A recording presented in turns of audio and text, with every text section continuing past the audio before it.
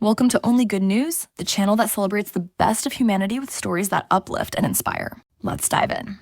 In Kargar, India, a baby born at just 23 weeks has overcome overwhelming odds, returning home after 100 days in the neonatal intensive care unit. This incredible story showcases hope, resilience, and the power of modern medicine. Neha, a first-time mother, faced complications early in her pregnancy. At 22 weeks, she was diagnosed with cervical insufficiency, a condition where the cervix opens prematurely, endangering the baby. Doctors performed a cervical cerclage to delay labor and advised strict bed rest, but Neha's condition worsened.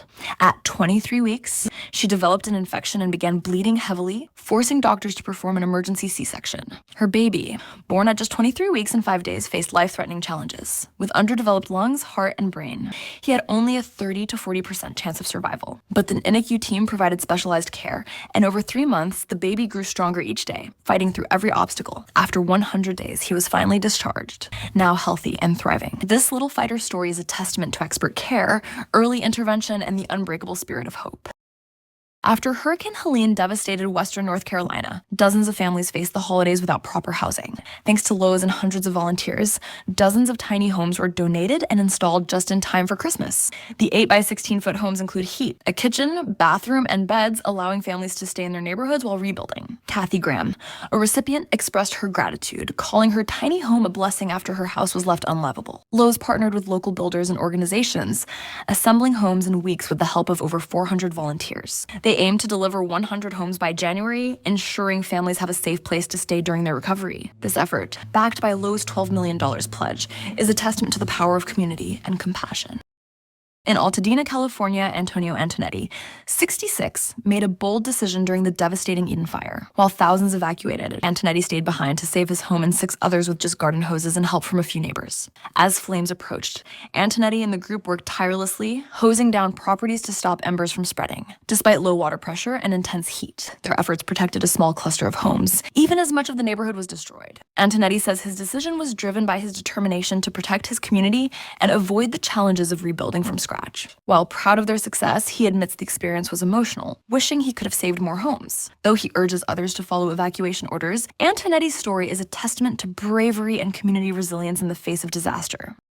At 105 years old, Virginia Hislop graduated from Stanford University in 2024, earning her master's degree in education, 83 years after she first started it. In 1940, Hislop's studies were interrupted when the U.S. entered World War II. She married her fiancé, George, and joined the war effort, later dedicating her career to improving education as a school board member. Decades later, she discovered that Stanford had removed its master's thesis requirement, clearing the way for her to finally complete her degree. Surrounded by her children, grandchildren, and great-grandchildren, Hislop donned a cap and gown and walked across the stage to applause. Stanford's dean praised her as a lifelong learner and advocate for education. Her family described her as endlessly active and inspiring, proving it's never too late to achieve your dreams. In Chandler, Arizona, 18 firefighters celebrated the arrival of 19 babies in 2024 with a heartwarming family photo shoot. The idea, sparked by firefighter Jack Bernard's fiancée, brought the team together to mark this special moment. With so many new parents, the firefighters formed a group chat to share advice and bond over the joys and challenges of parenthood. Jack Bernard called the experience special, as they navigated sleepless nights and celebrated milestones together. The department's chief of public relations, Blas Miner, said the baby boom was unprecedented, strengthening the firefighters' sense of community. For these first responders, this joyful chapter is a welcome contrast to the intensity of their daily work. In Chicago, a sweet reunion unfolded at Give Me Some Sugar Bakery. Hunter Varmar, a loyal customer who often visited for treats, discovered that the boss, Lenore Lindsay, was actually his biological mother. Lindsay had placed him for adoption at 17, and neither had any idea of their connection until a DNA test changed their lives. Varmar only learned he was adopted at age 34, which sparked his interest in finding his birth mother. Submitting his DNA eventually led to a life-changing phone call from Lindsay. When I called him, the connection was immediate, she shared. The two were connected emotionally and professionally. After Lindsay faced health issues, Varmar stepped in to help at the bakery, building their bond further. He also reunited with a long-lost sister and introduced his children to their new extended family. You can't make up for lost time, but you can cherish the time you have now, Varmar reflected.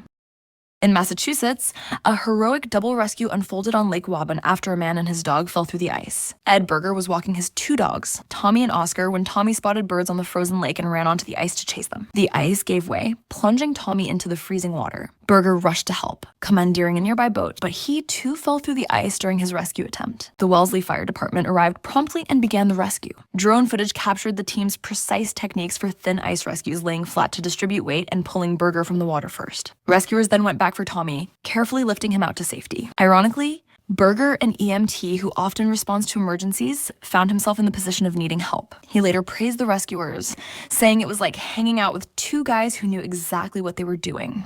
Both Berger and Tommy were taken to medical facilities and treated for hypothermia. Thanks to the swift and skilled efforts of the firefighters, both man and dog made full recoveries. Thank you for watching Only Good News. If these stories lifted your spirits, don't forget to like, share, and subscribe to help spread the good vibes. Until next time, stay hopeful and stay kind.